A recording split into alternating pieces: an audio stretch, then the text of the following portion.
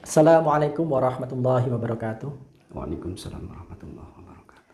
Sahabat Nuansa Al-Miftahaini Channel, semoga Anda sekalian dalam keadaan sehat walafiat dan senantiasa diberi kelancaran oleh Allah Subhanahu wa taala. Amin ya rabbal alamin. Narasumber pada kesempatan kali ini adalah Abi Fakhruddin Al-Miftahaini SAG Al-Hafidh.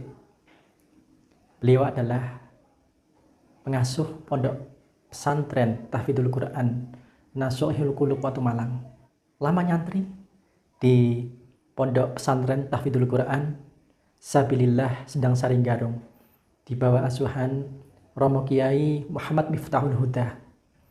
Beliau setelah menyelesaikan program tahfidz dan juga ilmu-ilmu kepesantrenan di pondok pesantren Tahfidzul Quran Sabilillah Sedang Saringgarung, melanjutkan nyantri di pondok pesantren Al-Hikam Depok di bawah asuhan Romo Kiai Ahmad Hasyim Muzadi Al-Maghfurlah,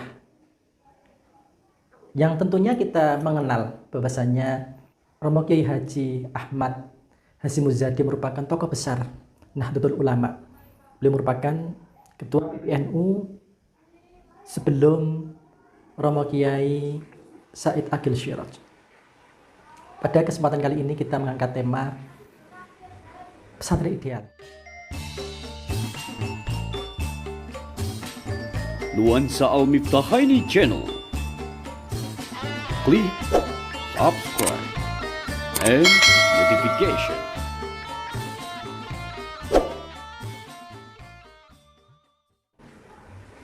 Saya akan berikan semacam ilustrasi dalam Peraturan Menteri Agama Nomor 13 Tahun 2014 disebutkan bahwasannya ada 5 rukun yang wajib dipenuhi oleh sebuah pesantren.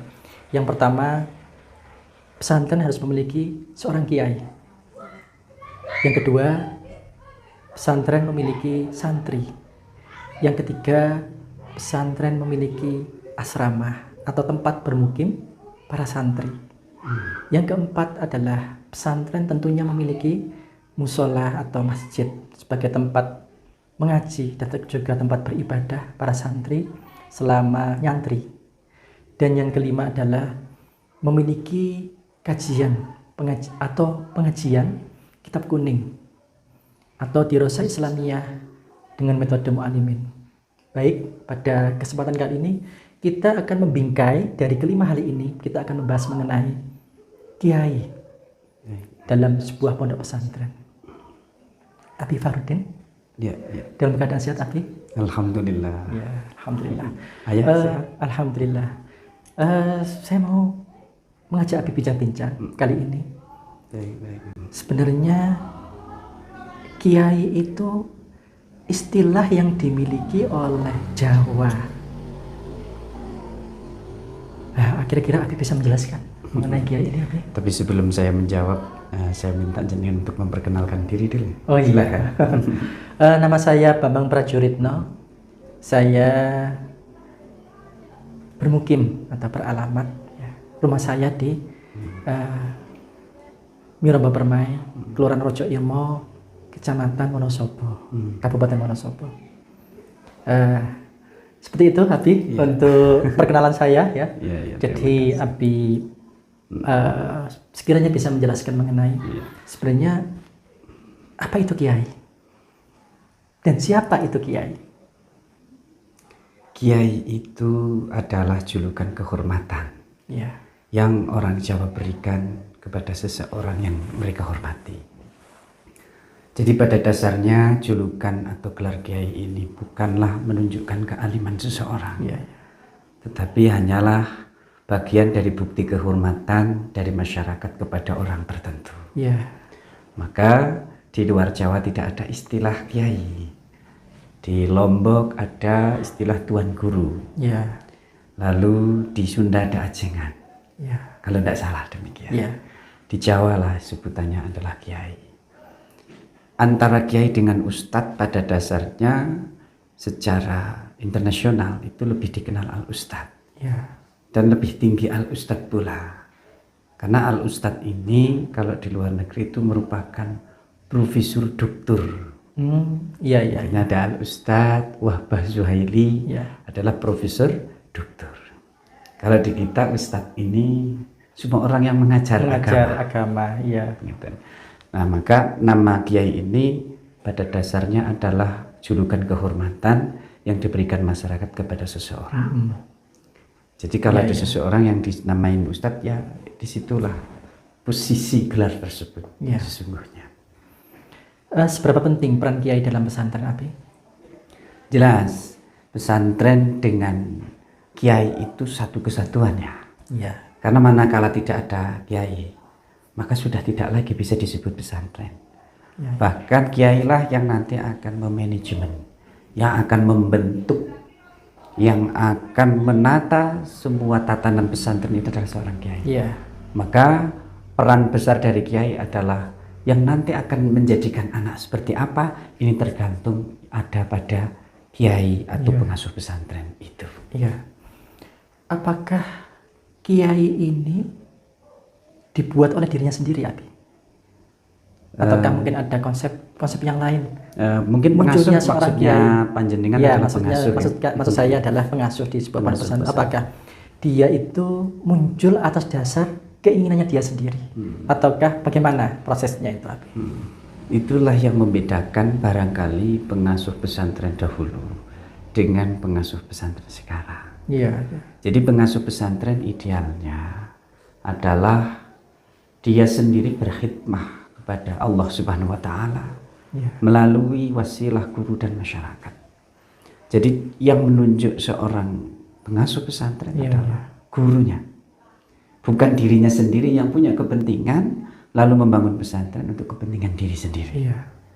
Jadi latar belakang dirinya menjadi pengasuh ya paling tidak karena amanah dari gurunya ataupun karena kebutuhan masyarakat. Tetapi idealnya adalah dua-duanya, yakni pengasuh tersebut dibutuhkan masyarakatnya dan pula dibutuhkan oleh kiainya untuk mengabdi selama-lamanya. Apakah ada syarat khusus seorang pengasuh itu, Abi? Karena di dalam pesantren kiai ini menempati posisi yang paling tinggi, Abi. Dan tentunya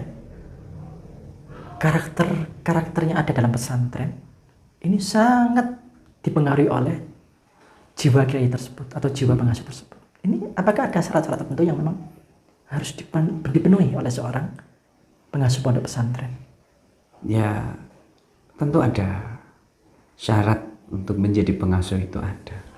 Tetapi belum tertulis. Karena kecuali yang ditulis oleh dari Undang-Undang Kementerian Agama.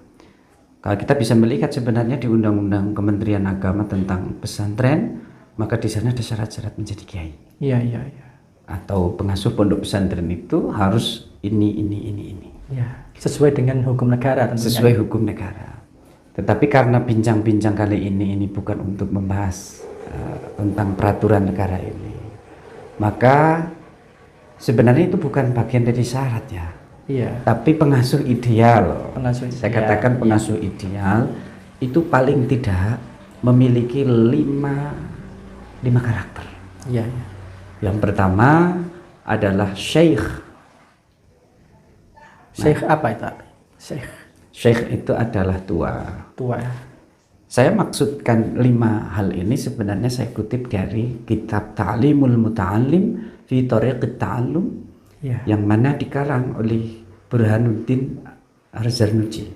Syekh Burhanuddin Az-Zarnuji menulis kitab Ta'limul Muta'allim yang merupakan panduan pondok pesantren atau orang-orang yang mencari ilmu. Itu yang pertama adalah wa yambaghi ayyakhtara syaikhan.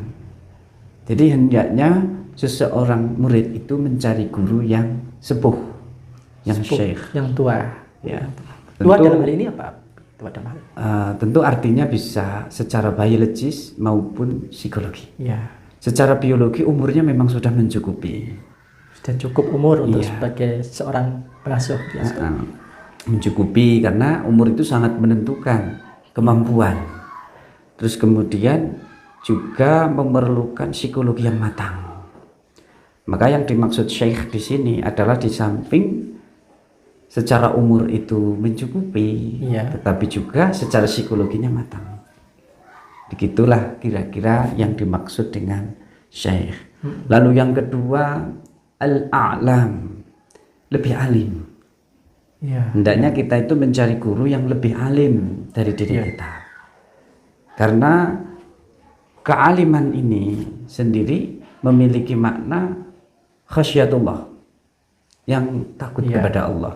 Innama yakhsyallaha min ibadihil ulama. Jadi orang yang alim ini ciri-cirinya adalah khasyatullah. Sesungguhnya hanya orang-orang alim lah yang takut kepada Allah Subhanahu wa taala. Maka dicari yang paling khasyatullah, dicari yang paling alim. Alim di bidang apa? Ketika orang sudah alim, khasyatullahnya diwujudin, satu dari sisi ketauhidan, yakni keyakinan diri seorang pengasuh atau alim tadi kepada Allah Subhanahu wa taala. Lalu secara syariat, secara fikih mumpuni. Dia mengenali hukum agama, mengenali hukum syariat, memahami Al-Quran dan Al-Hadis serta penjelasan-penjelasannya. Nah, kemudian lebih alim juga di bidang akhlak. Akhlak yang terpancar dari hati seorang alim tersebut. Maka akhlaknya akan memunculkan sebuah kebesaran ilmu. Jadi baik dari tauhid, dari fikih maupun akhlak mumpuni. Ini idealnya yang kedua. Yang ketiga apa? Lalu yang ketiga adalah al-aura. Al-aura al-aura. Apa itu? Penjelasannya. Lebih wirai. Lebih wirai. Wirai ini artinya adalah hati-hati. Secara istilah kita menjauhi hal-hal yang mubah ataupun yang boleh dan yang halal demi untuk terhindar dari keharaman. Jadi kalau orang sudah terhindar dari bahaya-bahaya yang halal, tentu apalagi bahaya-bahaya yang haram, insya Allah aman. Begitu. Yang halal dan yang mubah saja ditinggalkan. Padahal halal. Kan? Apalagi yang haram. Apalagi yang haram pasti lebih dijauhi. Itu tanda kehati-hatian. Itu wirai. Kita istilahnya di bahasa kitanya itu wirai. Orang yang wirai. Berikutnya untuk syarat yang keempat apa, Bi? Syarat yang keempat adalah qurun atau qurun. Al-qur. Artinya apa? Yakni berkarisma atau berwibawa. Tetapi yang dimaksud di sini adalah karisma atau wibawa yang datangnya munculnya dari diri sendiri, dari dalam dirinya, dari inner beauty. Jadi bukan yang membuat-buat situasi, bukan yang mengada-ada. Dia biar ditakuti orang, biar orang pada menghormati dirinya, bukan begitu. Tapi karena kelembutan, karena kedalaman ilmunya, karena kehalusan perilakunya, akhlaknya, maka pasti akan memunculkan sebuah karisma tersendiri.